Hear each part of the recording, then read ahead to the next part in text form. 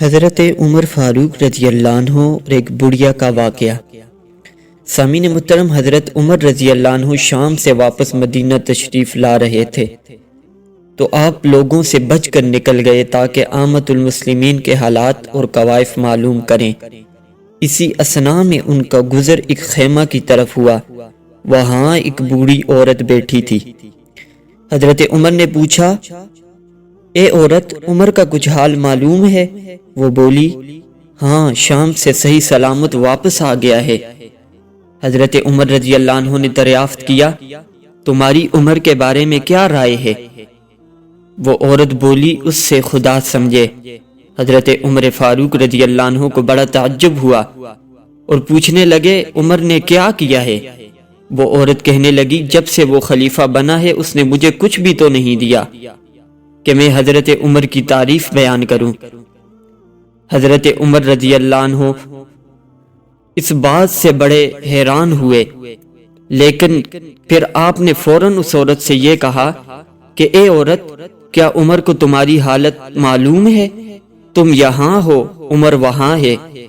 بڑھیا کہنے لگی، خدا کی قسم میں نہیں خیال کرتی کہ کوئی شخص اپنے وقت کا والی ہو اور وہ یہ نہ جانتا ہو کہ اس کے حدود مملکت کے مشرق میں کیا ہے اور مغرب میں کیا ہے۔ حضرت عمر فاروق رضی اللہ عنہ نے جب عورت کا یہ جواب سنا تو رونے لگے، پھر فرمایا، آہ بدبخت عمر، تو اس سے زیادہ ہر شخص جانتا ہے، حتیٰ کہ یہ بڑھیا بھی جانتی ہے۔ پھر آپ نے کہا، تم کتنے میں عمر کو معاف کر دو گی؟ میں اسے دوزخ کی آگ سے بچانا چاہتا ہوں۔ بڑھیا نے جواب دیا، خدا تجھ پر رحم کرے، اے شخص، مجھ سے مذاق نہ کر۔ حضرت عمر رضی اللہ عنہ میں مذاق نہیں کرتا۔ حضرت نے اپنا اصرار جاری رکھا یہاں تک کہ 25 دینار میں آپ نے اس کی معافی حاصل کر لی۔ اسی اثناء میں حضرت علی المرتضی رضی اللہ عنہ اور حضرت عبداللہ بن مسعود تشریف لے آئے۔ دونوں بزرگوں نے حضرت عمر رضی اللہ عنہ کو مخاطب کر کے کہا، السلام علیکم یا امیر المؤمنین۔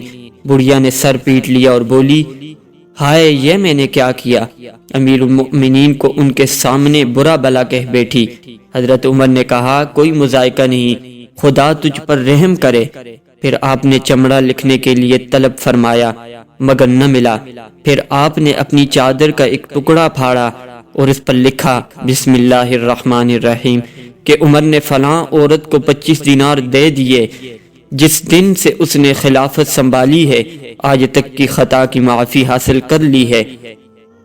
اب یہ بڑھیا میدان حشر میں خدائے عز و جل کے سامنے عمر پر کوئی دعویٰ نہیں کرے گی، وہ اس سے بری ہے۔ اس تحریر پر حضرت علی المرتضی اور حضرت ابن مسعود رضی اللہ عنہما نے بطور گواہ کے دستخط کیے۔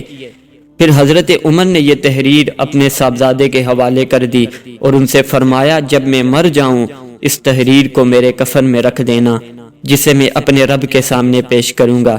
اس واقعے سے اندازہ ہوتا ہے کہ حضرت عمر رضی اللہ عنہ کو اپنی نازک اور گراں بار ذمہ داریوں کا کتنا زیادہ احساس تھا اور وہ حشر کی جواب دہی سے کتنے خائف رہتے تھے۔ یہی ایک مرد مومن کی علامت ہے۔ سامعین محترم، اللہ کریم ہم سب کو عدل اور انصاف کے ساتھ زندگی گزارنے کی توفیق عطا فرمائے اور حضرت عمر فاروق رضی اللہ عنہ کی عظیم ہستی جس طرح انہوں نے زندگی گزاری، اللہ کریم ہمیں بھی زندگی گزارنے کی توفیق عطا فرمائے۔